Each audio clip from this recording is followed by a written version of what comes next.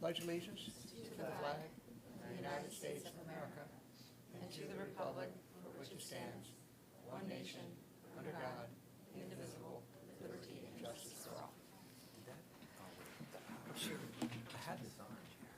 Anthony. Mrs. O'Day, can we please have roll call? Mr. Abdullah. Here. Mr. Azar. Mrs. Henderson. Here. Mrs. Hillebrand. Mrs. Karam. Here. Mr. Moran. Mr. Robeson. Here. Mrs. Tierney. Here. Mr. Acker. Here. 6 Thank you. present. Yep. May I please have a motion to approve the agenda? So moved. Second. On the motion? Roll call, please. Mr. Abdullah. Yes. Mrs. Henderson. Yes. Mrs. Karam. Yes. Mr. Robeson. Yes. Mrs. Tierney. Yes. Mr. Acker. Yes. 6-0. Thank you. May I please have a motion to approve the minutes for the meeting of June 18th? So moved. Second. On the motion? Roll call, please. Mrs. Henderson. Yes. Mrs. Karam. Yes. Mr. Robeson. Yes. Mrs. Tierney. Yes. Mr. Abdullah. Yes. Mr. Acker. Yes. 6-0. Okay.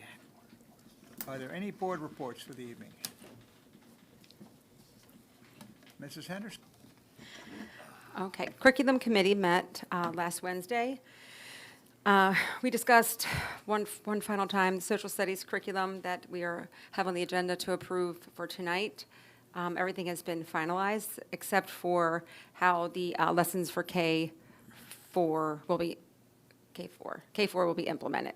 There's still a few things to kind of fine tune with that. We also had a federal funding update. We'll still be receiving Title I and Title IV funds, but there will be no more Title II funding. A large piece of that funding generally goes to our big-ticket professional development, which that is about a $100,000 loss that we'll have to figure out how to make up for, and we will be no longer receiving Title III funds. We also briefly reviewed the climate survey data that will be presented tonight.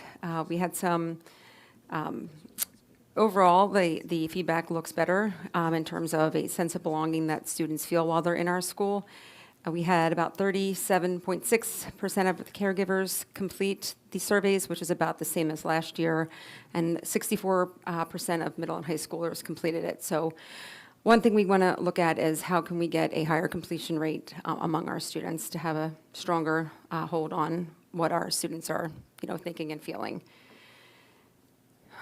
We also reviewed school safety data, which will also be presented, and we briefly discussed cell phones, how they're being used in the schools. We found that they are still being used throughout the school day. The pouches that the high school teachers have in their rooms generally are not being used consistently, and the administration is just looking to see how to address that moving forward. Some things also to be discussed at the administration retreat. We'll be looking at the midterm and final schedule to see what's working.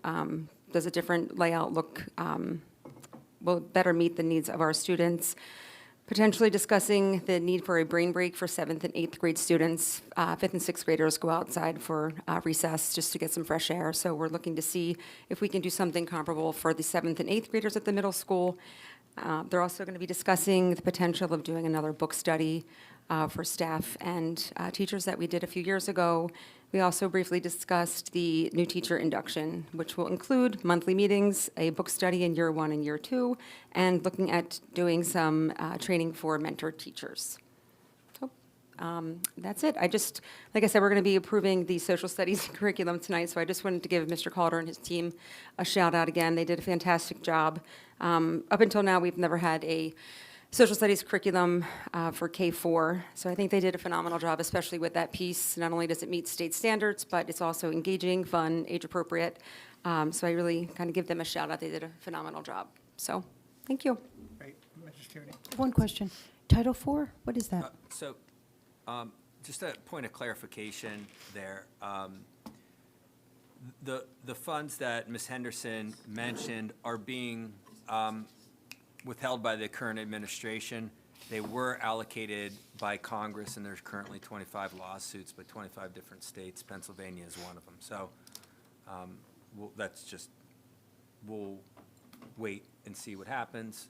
ESSER funds were withheld a couple months back, the final payment ones, which are also allocated, so. The ESSER one didn't impact us, but for districts that did not spend it, like Scranton, that was $6 million. So I don't know if that was released back to them or not. And we are going to be discussing the survey presentation, right? And we're also going to talk about the social studies curriculum, because I have questions about that, so I'll wait till that. Okay, thank you. Okay, any other questions? Thank you very much, Mrs. Henderson. Try to keep it short and sweet. Okay, Like Anthony. Dr. Schaefer, I see we've got a couple items here. Yep, so Dr. Koss is going to lead the next two presentations. The safety presentation is a mandated presentation we do every summer, so that'll look probably pretty familiar to you. And then, of course, the survey presentation as well. All right, good evening, everyone. So the Act 55 safety presentation is an annual requirement, just to review what's been going on in the district relative to school safety. So we are required to conduct monthly fire drills, 2 lockdown, non-fire drills, and a reunification practice. So for our students, that looks like going to a place other than their fire drill evacuation. We provide instruction in anti-bullying, our emergency codes, so if someone came over the loudspeaker, there's a lockdown, our students know and understand what those codes mean. Safe to Say, so just by way of reminder, Safe to Say is the anonymous reporting tool that goes right to the Attorney General's office. Students, community, whomever, who may have a concern about a student or a situation are able to anonymously report that. It comes to my phone, every other administrator's phone, and our 2 school resource officers' phones. And then we also participate, of course, in the student assistance program, and I believe last month, 2 months ago, you approved us participating in that again. So what are some of the things we're doing just to kind of keep ourselves up to date? Tomorrow morning, Trooper Shortall and his canine Sunny, an adorable little black lab mix, but they are the explosives unit of the Pennsylvania State Police. They will be coming tomorrow to walk through all of our buildings just to make sure that they know and understand what our buildings look like, and should they ever need to respond, they would be prepared ahead of time, because they know they need more than 1 dog for an explosives test. All of our local dogs are drug dogs, and we do use them when we sweep the high school, our local dogs. We are currently working to revise the EOP with the NEIU, and that actually was where the opportunity to have state police and the K-9 walk through the building came from. You adopted the plan November 20th, 2020, the original plan. This is a comprehensive plan, tells everybody how we're going to respond. It's shared across all of our local emergency systems, as well as the county emergency management authority. Beginning in May, a group of stakeholders from Abington Heights have been going to the IU and really working through that plan with a fine-tooth comb to make sure that we have everything as up to date as possible and that we're all on the same page. To our credit, we're the only school district there with a team. So we have district administrators, we have representatives from our local law enforcement, as well as our fire and EMS, and we're the only school district that's been coming with a whole team. So I'm really proud of that work that's being done. We do meet monthly in district with our law enforcement, EMS, and fire folks, as well as our principals, our district magistrate, and our school resource officers The addition of fire and EMS was a this year update to this plan. We unfortunately interact with our EMS friends, and so we thought maybe we should have them at the table. And the job really is about that bottom line there, which is really about knowing each other before we have to work with each other professionally, right? I don't want to introduce myself to the fire chief while the building is on fire. I'd like to know who he is and have him know who we are before we get to that space, if heaven forbid we should get to that space. We still have student services. This board has been super proactive in making sure that we have counselors, that we have crisis counselors. We worked hard on that threat assessment tool. That tool is fully implemented. Every time one of our counselors fills out that threat assessment tool, it comes to my office, their principal's office as well. We have a nice relationship with Scranton Counseling to do risk assessments on an emergency basis. We just finished the survey, and we worked through those parent workshops on some really hot button topics around mental health, drug use, relationships, behaviors, those kinds of pieces. Just for your information, who supports our students and their health, mental health at school. So all of those folks are here. Again, that addition of the crisis counselor is at the elementary level is new this year.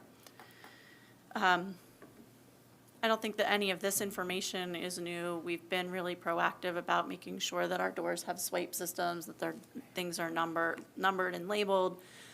Excuse me, Tom and his team were really proactive this year at Newton and Waverly, especially around some spaces on the playground that maybe weren't the safest things in the world, and so they are now fenced off. And you'll remember in the fall that we cleaned out the building across the parking lot and had all that hazardous material removed. So, and Dr. Schaefer has added safety and security as #1 on his weekly meetings with ICS about the new middle school. So I think that's really important that everybody on our campus is talking the same language. Just an update from Justin about where we are with technology, cameras, and all of those pieces. We do have radios, and we're able to communicate with each other across the board. Just for your reminder, this is what that threat assessment piece looks like. And then what they're doing as a result of that, so that we make a determination about what level of the threat that is, and then we respond accordingly. So this year, this is exactly the same actually as last year, that there were 23 threat assessments conducted that required follow-up with Scranton Counseling or other providers. So that's exactly the same number as last year. Safe to say I talked about before and what it is. At the middle school this year, we received 18 tips, which was 13 fewer than last year. I broke out what they were about there for you as well. And then at the high school, we had 54 tips, which was 33 more than last year. So students are using this tool.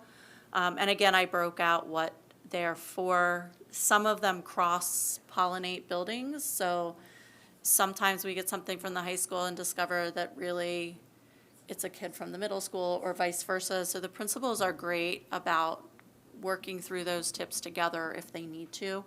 And they're also fantastic about answering their phone at whatever hour that 717 phone number comes across their screen, and sometimes it's the middle of the night. So I do want to shout out to our principals that they do really respond to those seriously at any time of day or night. And then we have had great partnership with our law enforcement friends who will go out to families. They'll do well checks on our students. And again, regardless of the hour of the night. So this is something our community is taking very seriously. For 25-26, again, we have to make sure we're continuing to engage in those drills, continue to work with our law enforcement. We are working through that rewrite, making sure that our to-go kits are ready to go. And we will have that new plan to you, I'm hopeful, by early fall, just for your information. PBIS, K-12, we are working on that with Fidelity and the Fidelity checklist from the IU. And we continue to work through MTSS and those parent workshops, talking about maybe some live streaming, some Screencastify, just some ways to get those out to people. And then we just continue that great relationship that we have with our partners in the community to support students and concerns with them. So that's that. Does anyone have any questions about any of that? I just wanted to circle back, just safe to say, one of the things that came up in the curriculum committee meeting, I can't remember which member asked, how is this presented to students each year, and what parameters are given? And one thing we discussed is, I believe, Dr. Haas, you said it's done at the beginning of the year, but we were thinking maybe, just so that students are familiar with it, maybe halfway through the year, kind of circling back and having some touch points, because, you shared that sometimes they'll share information, days or months out. So can you just talk a little bit more about how this information is presented to the students? Sure. So our middle level and our high school level administrative teams do class meetings at the beginning of the school year. There's an app, so kids can download that app. It's on our website as well. It's also on the Attorney General's website. So how do you access it? What kinds of things can you report through it? The piece we've noticed this year that we need to think about when we're having those meetings next year is reminding kids to kind of hang on the line a second, because it is immediately answered by somebody on the Attorney General's office side. And so a lot of times our kids will put something in, and right away that person will come back with, well, when did this happen? Or some sort of clarifying question, and they're not getting like that two-way dialogue. So, which just would be helpful. I mean, we're still responding, we're still going to figure out that two-way dialogue, but we've talked about as an administrative team adding just that, can you hold on for 2 or 3 or 5 or 10 seconds and make sure that the person on the other end of the Safe to Say has as much information as possible. It just helps us to respond. Great, thank you.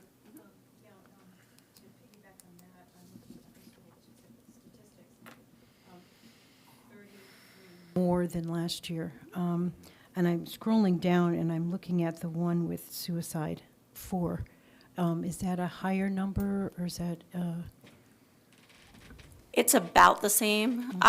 And I will say that a couple of those were a couple of kids putting in information about the same incident. So it will show up as separate incidents, even though when we go to investigate it, it's really one student that maybe 2 or 3 other students are concerned about, and so we get 3 Safe to Says.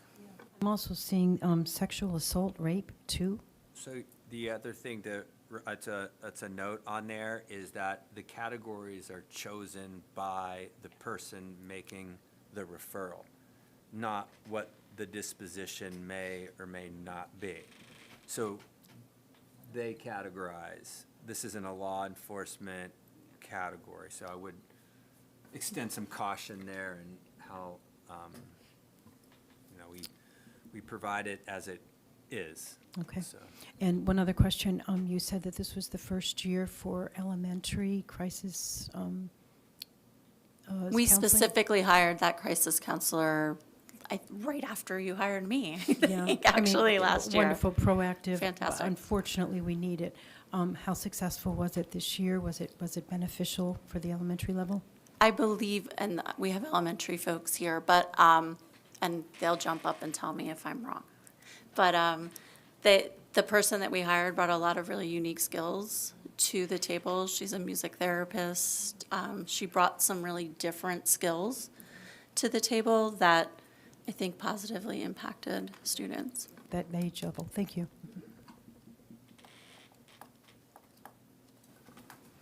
Anything else on safety and security?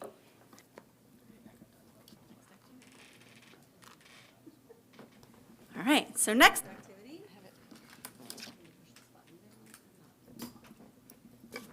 All right, so this is the annual climate survey. We send this out every year.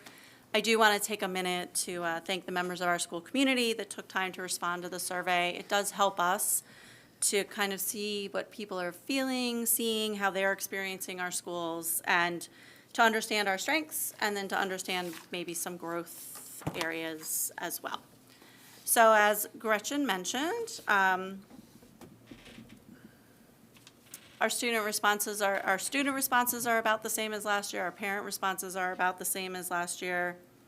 Our faculty and staff responses are about the same as last year. And really what that says to us is we can reasonably compare across years, right? We don't have a whole bunch of different people in a whole bunch of different spaces responding. So we have the climate portion, which is where we're going to start tonight.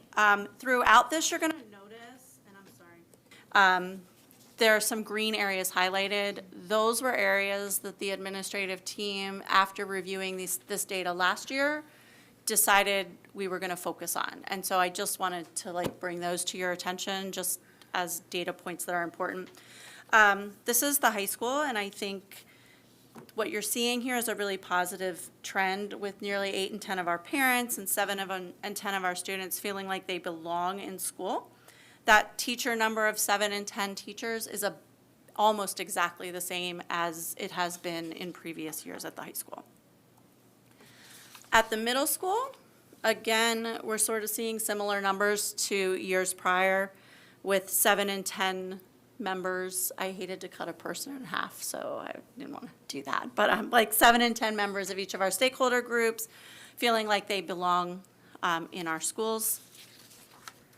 Our elementary buildings, this was really a place I hated to cut people in half because I wanted to count 10 out of 10 where 10 out of 10 was appropriate, but I averaged and went with 9 out of 10. But really what you're seeing is just a really strong belief that people in our elementary buildings, both our parents and our students, our teachers, are feeling like they belong in our schools. And that was an area of focus this year, and so I think that's really some positive data there. Last year, we took a look at this data and were really concerned about the number of students reporting that they felt that they had been treated badly based on body image, and also disability was really high last year. And so I think it's really important to take a look at this and notice that last year, 3 out of 10 students reported that they were feeling poorly about this, and this year it's 1.5 students, which is half, right? So the work that the counselors are starting to do and teachers are starting to do around messaging for kid-to-kid stuff is working. And I also really wanted to point out that disability piece because as a district, we have worked really hard to make sure that all students are feeling included. We've invested time and energy and resources into our unified sports teams as well. And the disability data last year was 8 out of 10 students saying that they had been treated poorly because of a disability. And this year, it's 3, which is less than half as many kids, right? So I just think that's really a credit to the work that's happening at the building level around that. Go ahead. Yeah, just to clarify, these responses that are more granular are from students that indicated that they had been, right? So I think there was 60% or so that said they had not been, right? So when you're taking a look at that, of the students that responded in the affirmative, this is what they dialed into, just so. So that's not the population. Correct. It's correct. It's a small percentage of a small percentage of the population. Correct. Right, because if you look at that last line, that have not experienced any of these spaces, that's 6, almost 7 out of 10 of our students, right? So it's this much of, right. We also talked about the facility. I feel like this is the space that we've all been sort of living in and know the answer to, right? So I leave that there for your just quick review. I don't think there's anything in that data that would come as any kind of a surprise to anyone that's been a part of our facilities conversations. So I leave that for you. We also ask students, teachers, parents about their experience around teaching and learning in schools. Again, from last year, these were the spaces in green that we decided to be focus areas. The teacher and parent data kind of remains the same year to year, But our student data actually shows a positive increase in those areas of having a friend at school and feeling like people have high expectations and feeling like they belong. And I just, when we think about, we come to work every day and who's our main focus, right? It's our students. So I think the fact that our kids are reporting that they're feeling better about these things is really important. Obviously, there are some outliers. As an administrative team, we'll work through those and figure out what that means, right? What's that all about? Same thing in our middle school. Our students, right, are reporting that they have an adult that they can trust, and they have somebody at school that they feel safe and comfortable with. And all of those pieces are protective factors for our students, so that's really important. Again, our elementary schools are happy, positive places. So I think it's important to look year over year again at those three indicators that we talked about being really our focus areas. And while there are, again, some blips, right, and some places where clearly we need to ask some questions and dig a little bit deeper, the trend in how our students and our stakeholders are feeling in school appears to be moving in that positive direction. And again, obviously with some outliers across the board. But I leave that data there for you also. I had to break up the elementary school, sorry. They don't all fit on a slide anymore. So that information is there. But as you can see, really the data is trending positively. So that's the summary version of our very long climate survey. So I will open up for questions if there are any, or So, statements. Yeah, let me, before you ask any questions, let me just weigh in with a couple thoughts about, how we use this. And I say this every year, and I'll say it again. This survey has been adapted over the years. However, the genesis is from a University of Chicago study. So there's a lot of kind of research behind this about measuring constructs through various stakeholders. So asking the teachers, the students, and the parents the same question in a different way as we take a look at consistency. So when I think about this survey, what I tell folks is the purpose of it is for directional insight. It is not a report card. In fact, I think it was Deming, if you're into like post-World War II dead management consultants, had said, when a measure becomes a target, it ceases to become a measure. So if you have too narrow of a focus on one question, then that can kind of blind you from taking a look at the root cause. So when I think about directional insight, what I'm talking about is, are we able to illuminate some things that we're doing well, some areas of strength, right? And identify areas for targeted improvement. And as we think about that, we think about what are the things we do. I'll just say, what do we nourish or we nurture within our organization or system that yields these results? Oftentimes, it's not done on purpose, right? But there's certain things, right? So for instance, and this is just an example of some things we've done at the high school. Like now we've got the front doors swing open electronically, right? So if you are in a wheelchair or walker, you need some assistance when you come up to the high school, you can hit the button and it opens up. We've done the same thing in the auditorium. What message did that send to people, families that come into our high school, that work in our high school, that are learning when we are not accessible, right?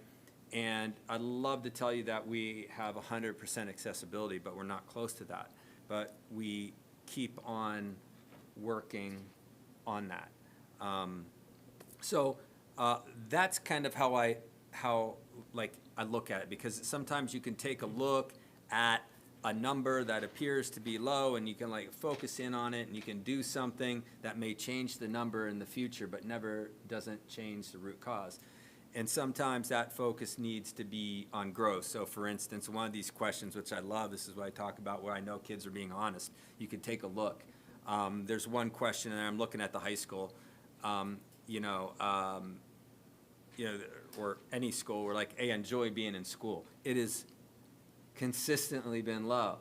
But then you see all these higher responses about, do you have a trusted adult? Do you have friends in school? Do you, like all these other numbers that are up there. I'm sure if you asked me if I was younger, if I liked school, I'd say no. Do you like PE? Yes. Do you like recess? Yes. Right?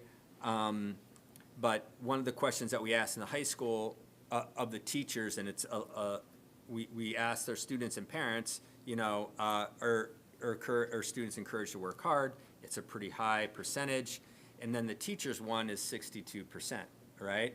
And the question to the teachers are the students motivated to learn? So if you take a look at that, the high school was like 6 out of every 10 kids, right? Last year it was at 45%, right? So we take a look at that whole global picture of the learning, and as administrators, we would talk about, what are the trends that we're seeing? Where is there consistency between the groups? Where is it differing, right? And these are things that we take a look at. For example, like some of our counselors. This is a really good one, right? I think we're hiring a counselor today, right? Is to really dive down into some of this data, because one of the reasons I really find the treated badly question very illuminating is the discrepancy, even though small percentages, between the parents and the students. Is there a reluctance, and at least I know this in my home from raising 3 kids, to talk about with your parents' body image or being treated badly as a result of a disability or a perceived disability, things like that, right? So when we start to spot those types of things and see anomalies, we're like, wait a minute, some of our kids are holding on to this because parents just don't know. So that's how I like to kind of frame the thinking on how we look at these perceptual data. Mrs. Tierney. Mrs. Tierney. Yeah, are you pleased with the turnout of students students and parents and teachers that filled out this year? Yeah, it's very consistent with the years past. These are, based on my experience, pretty high numbers. We'll work at it again to get them a little higher. The student response rate and the teacher response rate is always higher. We need to do a better job thinking about how we're going to get more parents involved in taking the survey. So we'll think about that. But it's been very consistent. So anytime you have close to 3,000 responses a year, we start to get some pretty reliable data sets. Go. Can you be more specific on the changes that you made this year, most specifically in the high school, with getting those numbers that you were concerned with up? I feel Leanne. like the podium is not far enough in the way. Yeah. Right. Yeah. Right. Leanne's like, That's enough. That's enough for me. Leanne. No, I mean, I'll let Leanne come up, but they did a very good job this year. Like one thing that we hear a lot about the elementary school is PBIS. So just let's forget about the acronyms and say what are the types of things that we're doing on the daily to celebrate our students, right? And it has, in all of my years, been very difficult at the high school level, right? Developmentally, it's very different. If you take a look at the PBIS, kids are really excited about getting a coin to like drop in and get a book or something like that, right? I would go up to the high school and tell them, like, if you do this, then Parfait Day is coming. Like, they love Parfait Day, right? But that's a very difficult one, but they've done a very good job. So, Leanne, if you want to share some of the things that you guys have done at the high school.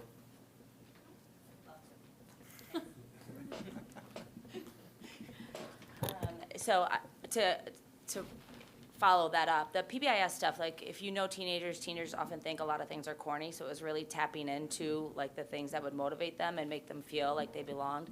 The other thing that we really focused on with my administrative team is like just being out more. It's easy to just stay in your office. There's a lot of work to be done.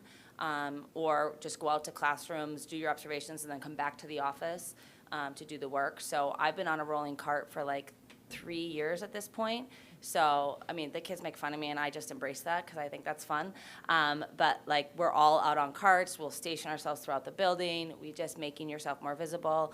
The nuances of, like, salutations are lost among teenagers because they're always, like, on their phones outside of places. Like, even when you're in the car with them, if you're driving them places, they're just sitting on their phones. So we really try to be corny in our delivery and, like, bright and cheery and just be places and always be talking to them. And then my focus with the teachers has been to really just be at the door, greet your students, make them feel like they were situated in their learning, make sure that it was a welcoming place. Things that you think just naturally happen, but sometimes education on the secondary level becomes very transactional, especially with high-achieving students. They just want to come in, be taught what they want to learn, get their high grade, and then go out the door onto the next thing. So it was really trying to give them the space to still be kids, because they are kids, they're children, and like just give them a place where they want it to be and have fun with it. And we participated in the PBIS stuff and like letting them see that adults still have fun and you can enjoy where you work and can enjoy having fun and strong learning and education can still happen. So it's just really been a concerted effort. Really, it's the whole school is bought into it. So, and our PBIS team is, I just get to say yes. Like, I have the easiest job. They're brainstorming, and they're like, hey, can we do this thing? I'm like, yeah, sure, plan it. And if I could fit it into the day, all I have to do is structure a bell schedule. That's perfect. So it's those events like that.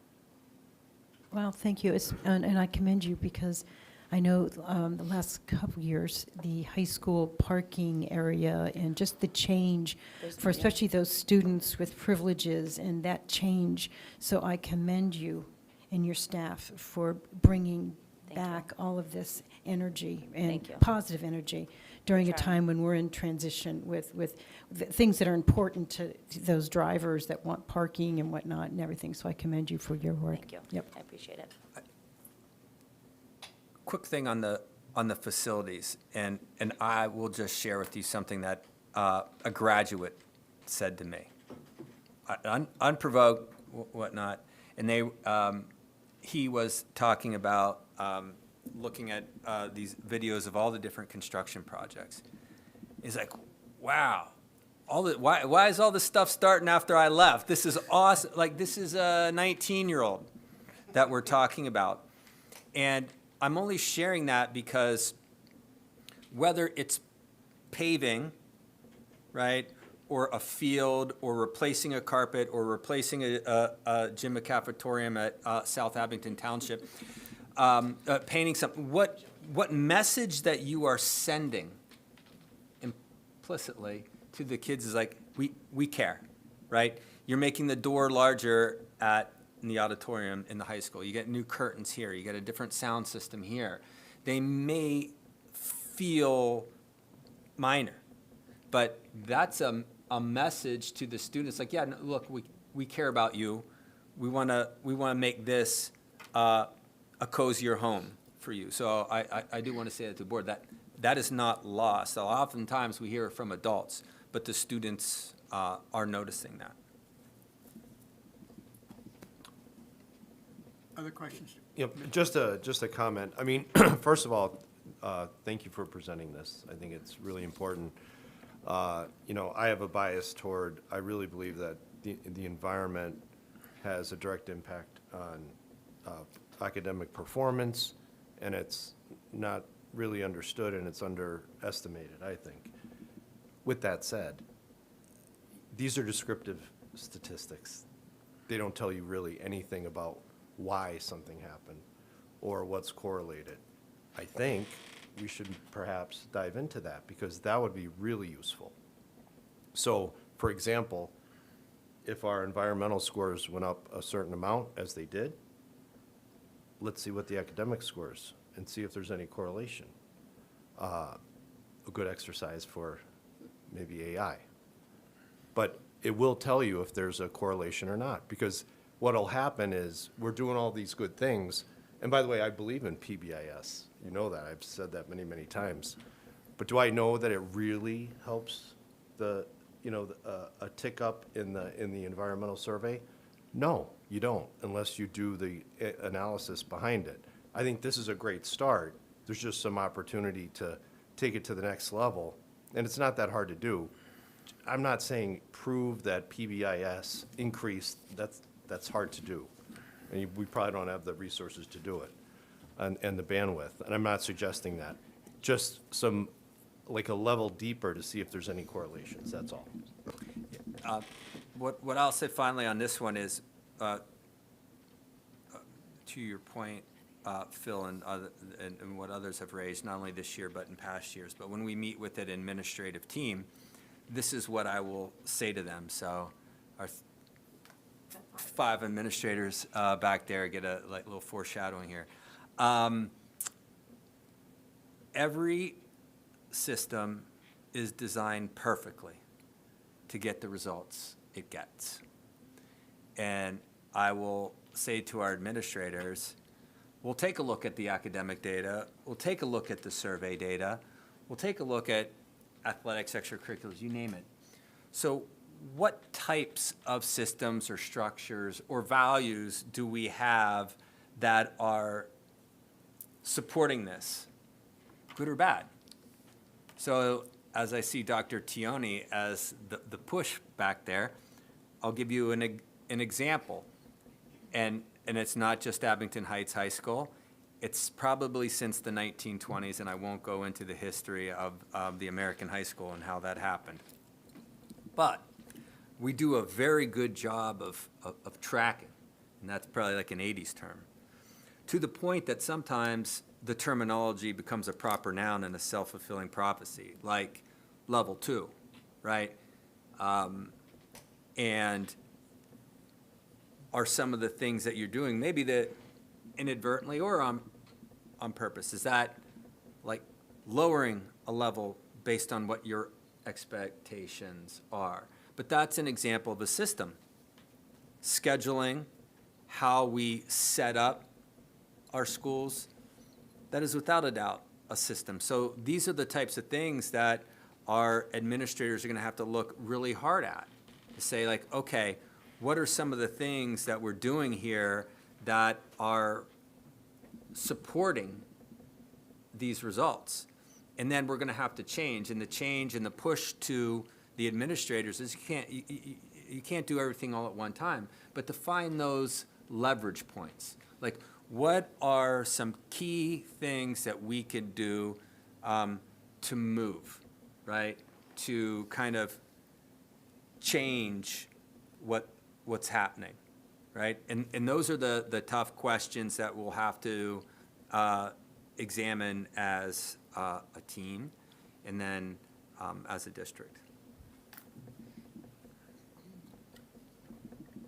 Other questions? Mrs. Henderson? Just to speak to what Dr. Schaefer just said, when you're looking at what's working in one place in the building, how does that translate into other places? And I think Dr. Tioni hit the nail on the head with the way that they restructured drop-off at the high school. I think having more staff out there, just highly visible, like you said, you notice a difference in the building, but just having like the welcome wagon out has made such a huge difference. Just seeing their teachers and administrators and everyone out there smiling and welcoming, I think it really set the tone, much different feel once you started doing that. So thank you. I think it made a big difference. And just more upbeat kids getting out of the car. Phones are down because they're looking for, who's out there and who they're going to greet. So I think that's a perfect example of taking what's working in one space and then bringing it to another. So great job with that. Thank you. Okay, so Dr. Cass, obviously great data and so on. I'd say in 5 words or less, but I don't think that would. What's your takeaway, and what do you feel you need to work on, focus on? 5 No, no, no, no. Short and concise. I think my takeaway is that the work that we're doing is showing, and the work that, the we being a collective we, the things that we've recognized as needs are showing something, yeah, something positive. We're getting some bang for our buck, right? Or our time or our energy. And the takeaway is there are still some questions we need to ask, right? And so, again, we deciding that what we needed to invest in, we invested in some outside folks for next week to come in with our admin team and really do some digging at data with a really strong framework. And I think, to Phil's point, the more you dig at your data and the closer you look at it, data always gives you more questions than answers, right? But just really having a focus, right? And having a system for us to all be looking at things the same way. Very good. I have one more question. Are you done? Oh, Please. No, go ahead. I know this wasn't in the survey, but it's been mentioned twice tonight, once in the board reports, and Dr. Tioni talked about students on cell phones. Can we have a conversation on cell phones? Did the policy or the I guess it wasn't a policy, but the decisions made for last year, was it successful? Did they work? Are you looking to tweak it a bit? Are there any changes you want to make? Or are you comfortable with the way the cell phone usage was done this past year? Oh, you can answer. I was like, I'll just decide who wants to answer. So we did ask, actually, in the survey about cell phone use. So here's the, not 5 words, but summary version. Because I know we've had the conversation around policy or implementation. It is an implementation piece. One teacher for every 10 is actually using the caddy that Dr. Tioni provided for them. So, yes, where you're supposed to come in and put your cell phone in when you walk in the classroom. So she and I actually had a conversation about, okay, well, then obviously we need to very clearly and very explicitly and then follow up evaluatively if necessary, right, around, that's the expectation. Why is it only happening in 1 out of every 10 classrooms, right? From a standpoint of the data that we look at, there were 153 reported cell phone infractions this year. 100 of them are independent kids, so that says that a third of them are repeat offender kids. We followed up with the number in buildings and grade levels and those kinds of things. Not surprisingly, it's a secondary, like 7 to 12 kind of issue. Although, as the elementary folks and I were talking, smartwatches, which I think is something like, I thought it had to be connected to your phone to work. Apparently it doesn't, things I learned. So we may need to just talk about expanding what constitutes that, right? But the data says that 1, administrators responded to all of those infractions that were in place. And the interesting piece of data is that in those cases, 48 times, mostly at the middle school, a warning was given, but every one of those kids that had a warning never had a secondary time where someone had to talk to them about their cell phone, right? So I think that, again, spaces for growth, but then also spaces where, it may not be as big as we think it is. Are the teachers complaining that there's too much distraction? Kids say they're not distracted, which is interesting. But maybe that's their world, right? The distraction data is sort of the same, but then it comes back to that implementation piece, right? So we've talked about classroom management versus policy versus what are we doing, right? So I think that's a question that Dr. Tioni, Mrs. Snyder, and their teams are going to have to work through, but around explicit expectations for what that looks like in the building. Okay, thank you. Okay. Dr. Schaefer, just a quick question. I mean, we really started client surveys when you came. You've obviously had a lot of experience. How do you feel the implementation here at Abington Heights compares to what you've seen in the schools that you saw this before? Are we on track with where you think we should be? Or are there things, data we're not seeing that you would have expected to see? I have not seen prior to this year, because now East Stroudsburg is doing this as well. So that's the third district. Isn't that interesting, right? Go Mac. But Philadelphia, so I worked with this through the Council of Great City Schools, so it was a lot of large districts. Because I do believe in like dimensions of data, and there isn't a lot of perceptual, right? Data tells a story, but not the whole story. And it's about trying to aggregate as much as we can and then asking the right questions, not just any random question, but really thinking deeply about what it is. So I'm very happy with like our response rate. Our parents respond to it. The other thing, to the board's credit, is that we tell parents that we use this as part of our goals. So our administrators, when we do goals, and you see these, like we have a perceptual goal, and that's very important to us. We ask them to pick some leverage points, and then when we started the facility study, every time we talk about the facility progress or next moves, I always cite this data. And so parents know that it's just not going into some empty vessel, that the board sees it and they respond to it. I mean, clearly, there are a lot of questions regarding climate and how students treat students, how students treat staff and vice versa, things like that. And we have been very responsive to that. We've put a lot more resources in our student services programming. We have spent more funds on professional learning around this.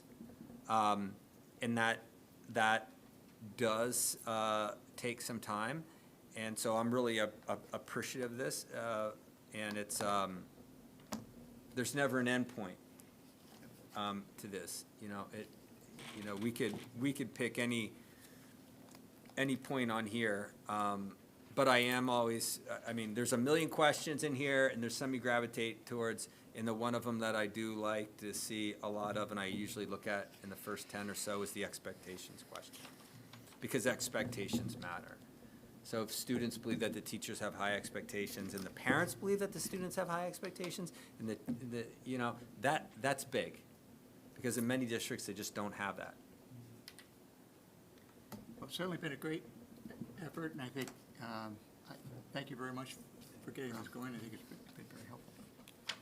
Okay, next part of the meeting is for public comment. If there's someone in the public who would like to address the board, please come up. We ask you to limit your comments to about 3 minutes.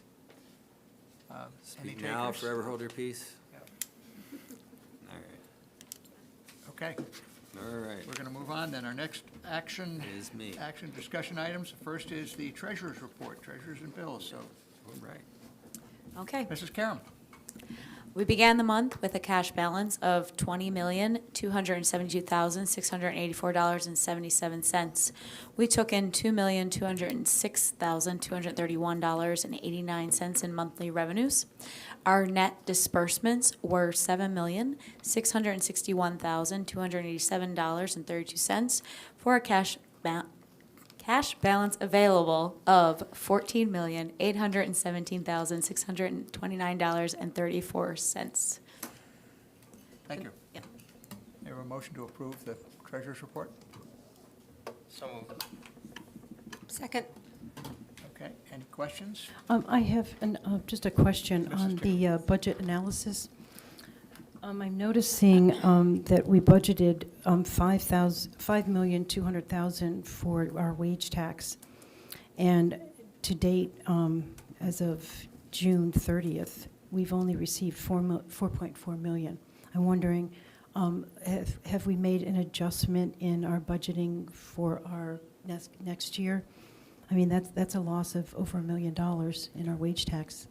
Is it not in yet? Is it not complete? Yeah, I'm going to confirm, a lot of these are lagging. That's why we don't reconcile to November. But in our other budget, in fact, I've got a call with S&P next week, so I saw this number. We're in we're a good number, what I consider like the mid-90s, 95 to 97, 93, 95 of where we need to be. But let me check with Jim to find out what the lag is on that one. Okay. And now for our next year's budget, is he budgeting about the same amount, the 5.5 million? Yeah, because we've had some, let me double check on that. On some of these, on some of these numbers, whether the numbers that we're kind of talking about here have gone up, right? So we've made adjustments going up. They're not going, so, yeah. All right, thank you. Okay, so the next item, We have to vote. I'm sorry, yes, thank you. Roll call, please, on the treasurer's report. Mrs. Karam, Yes. Mr. Robeson. Yes. Mrs. Tierney, Yes. Mr. Abdallah, Yes. Mrs. Henderson, Yes. Mr. Acker, Yes. 6-0. Okay, the next item is to appoint a new board secretary. Our current board secretary's term of office has come to an end. Mrs. Tierney, we appreciate all the efforts you made on part of Abington Heights. You were diligent and on top of things and making sure we behaved ourselves the way we were supposed to, so, Sometimes. It's a tall order. well, Oh, Thank you. just remember, I'm not done till November. exactly. So hopefully you can mentor our incoming person. So I'd like to open the board for nominations. Nominate Mr. Abdallah. And I'd like to second the nomination of Mr. Abdallah for board secretary. Okay. Any comments or discussions? Can we have a roll call on that, please? Where's the speech? What, we want to acclimate you? What? Acclimate. Ready for your speech?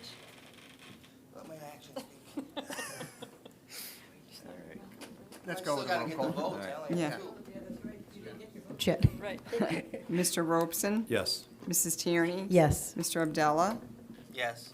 Mrs. Henderson, Yes. Mrs. Karam. Yes. Mr. Acker, Yes. 6-0. Congratulations, Mr. Yep. Abdallah. And I'd like to hand over my handbook, my secretary handbook. I've got a nice pen, thanks to Dr. Schaefer, and a thank you note from PSBA thanking me, thinking that I'm the secretary, but I'm handing it off to you. I don't have to start till November. No, you're starting tonight, dear. Yeah. Is that a back And, scratcher? and I think it is a back scratcher, but here you go, Anthony, and congratulations, and sign properly.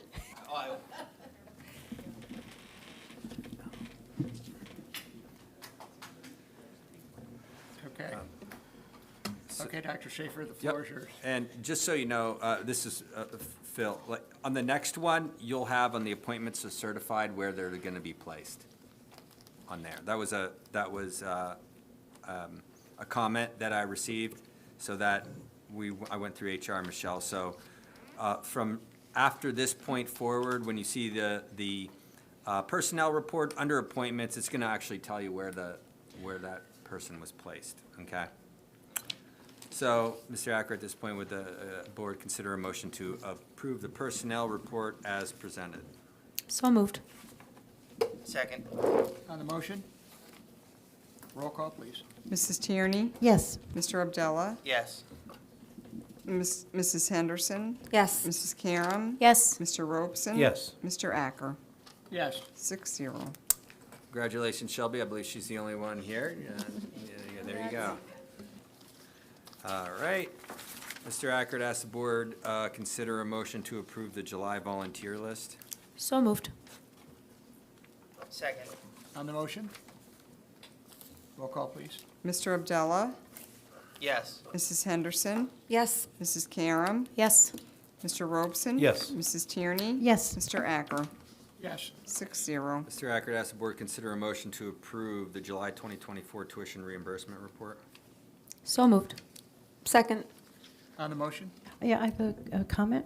I'm looking at the course load here, and there's some excellent courses. I commend our teachers for taking this extra professional development and working on their ability to present themselves as phenomenal educators. I have one question. Where is Rockhurst University? Google.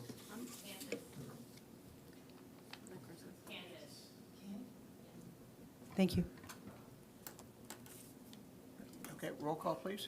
Mrs. Henderson, Yes. Mrs. Karam, Yes. Mr. Robeson. Yes. Mrs. Tierney. Yes. Mr. Abdullah. Yes. Mr. Acker. Yes. 6-0.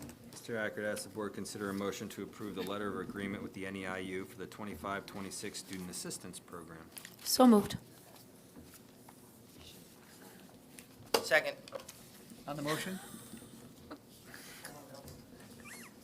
Roll call, please. Mrs. Karam, Yes. Mr. Robeson. Yes. Mrs. Tierney. Yes. Mr. Abdullah. Yes. Mrs. Henderson. Yes. Mr. Acker. Yes. 6-0. Mr. Acker, ask the board consider a motion to approve the following job descriptions, custodian 1, 2, and 3. So moved. Second.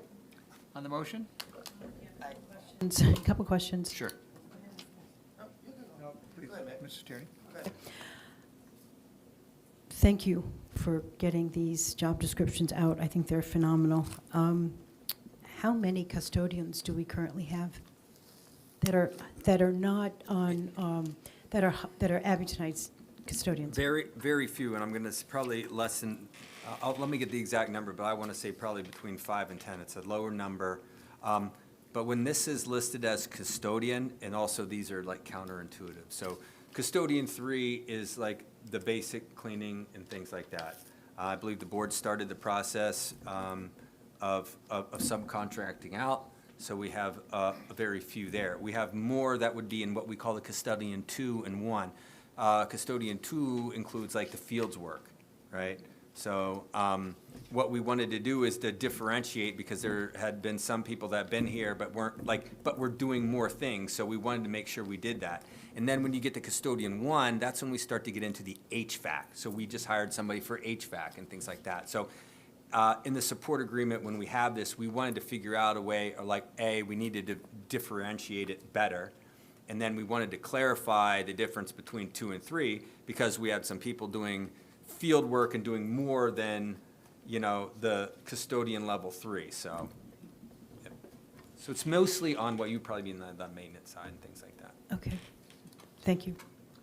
Mr. Abdullah. That's sort of my question. Like, so custodian 2, they're in field work. What does that, are we going to define what that means? Like, is that cutting the grass, or is that actually maintaining the field? Let me check with Tom, because I don't want to give out any, like, this Okay. was there are some specific instances where we needed to and wanted to do that.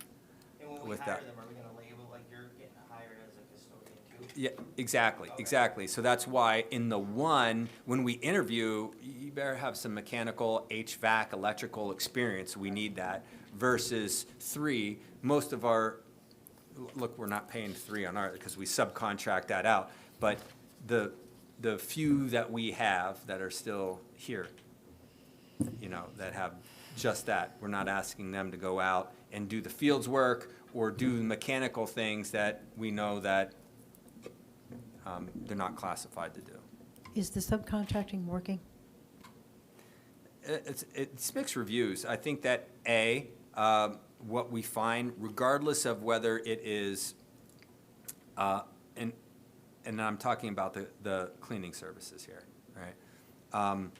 Superintendents, because this is a discussion I have quite frequently in school districts, is like,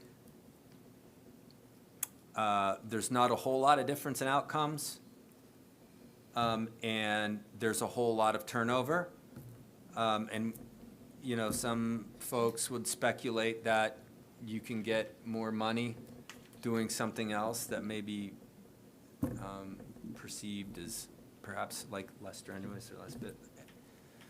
So we're in the marketplace with a lot of people, sheets and like, you know, so.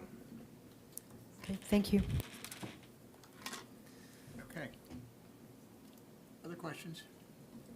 Roll call, please.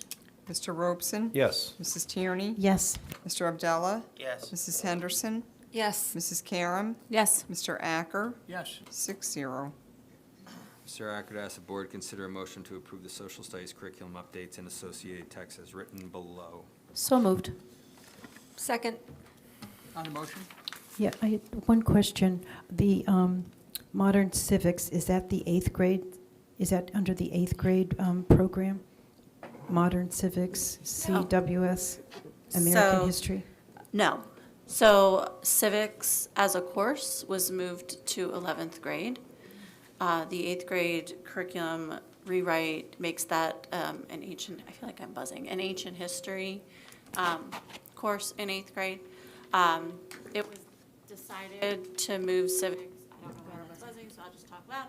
It was decided to move civics to 11th grade, my understanding, because that is the point in a student's life where they can vote, they're participating in some of those civic pieces. And so that will remain an elective for students because we have students, current 8th graders through to our going to be 12th graders who took civics in 8th grade. So there's not going to be that forced requirement to take that course again, although if you look at it, it looks like it's going to be a really neat course to participate in. The CWS is also the high school comparative world studies. And to be clear, we do teach, civics is a very broad term. And some people I've heard like, oh, you're not teaching, no. No. Oh, I'm sorry. No, Yeah, no. we teach, like, there are threads of civics throughout. This is very interwoven, there's a lot of it. When you get into the high school, they're really diving down deep. There's also a state test, and I use that in the loosest of terms. We're mandated to do it, and there's absolutely no penalty for not doing it. It's just, it's a waste. It really is. I think if you're gonna do something, you do it the right way. And the 8th graders are tested the most. They can take it through this, like, large window of time, including high school, but that's shenanigans. Why would you take it, you know? So, the high school, I think, is a great place for that culminating course with a focus that has that depth. The students are now of age or coming of age to vote. They've been through a lot of the courses, and they have this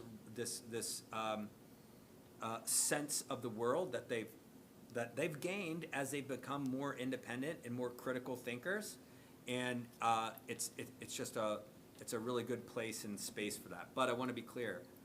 We teach civics, like it's all like like the social studies standards is like they're broad and they're commingled, and you know it's not the first time that they're hearing about American government when they're 18. Well, thank you for I guarantee clarifying you that and making sure everyone understands that Emily we can are. probably tell you that with her kiddos. Yeah. Thank you. Okay. Roll call, please. Mrs. Tierney? Yes. Mr. Abdallah? Yes. Mrs. Henderson? Yes. Mrs. Karam? Yes. Mr. Robeson? Yes. Mr. Acker? Yes. 6-0. Okay, Mr. Acker, I'd ask the board to consider a motion to approve the new story agreement. So moved. Second. On the motion? Roll call, please. Mr. Abdallah? Yes. Mrs. Henderson? Yes. Mrs. Karam? Yes. Mr. Robeson? Yes. Mrs. Tierney? Yes. Mr. Acker? Yes. 6-0. Okay, the next agenda item is informational and use of the facilities. There's a quite extensive list of uses of our facilities to review. Is there any unfinished business to the board? about new business for the board? Yeah. Mrs. Tierney? Yeah, I just want to make a comment. This is the time of year when we are all out and about, doing block parties, graduation parties, spending time with neighbors. And I just want to chat a little bit about Abington Heights. We're a unique district where we have split into 4 regions, and we also have at-large. We are one of the only districts that has that set up. Fortunately for me, I'm Region 1, and I've been to a lot of parties recently in my neighborhood. My region is Waverly Elementary. I also live with quite a few faculty members in my neighborhood. And just recently, I just want to, sometimes it's so nice to talk positively and say great things about our school district. So I want to commend Colleen Leonard in the Waverly Elementary. I have had more teachers and more parents and more students tell me what an incredible environment Waverly Elementary is. My husband is a Waverly Elementary student. My 2 children were at Waverly. I was a Grove Street girl, but I just want to commend the, Waverly. I was so proud to hear from 3 parties that I went to this summer how wonderful the Waverly Elementary is and what a great district it is. So I just wanted to give a hats out for that for you. Thank you. Thank you very much, and Mrs. Leonard, congratulations. See you. Just say we got There great she things is. going Oh, on she's at hiding, CSC yeah. and South There Ave she too. I is. see out there. I just happened to be in my neighborhood. I know. Okay. Very good. Thank you very much for the kind comment. All right, you want to turn? Can we please have a motion to adjourn? So moved. Thank you all. Thank you for joining us.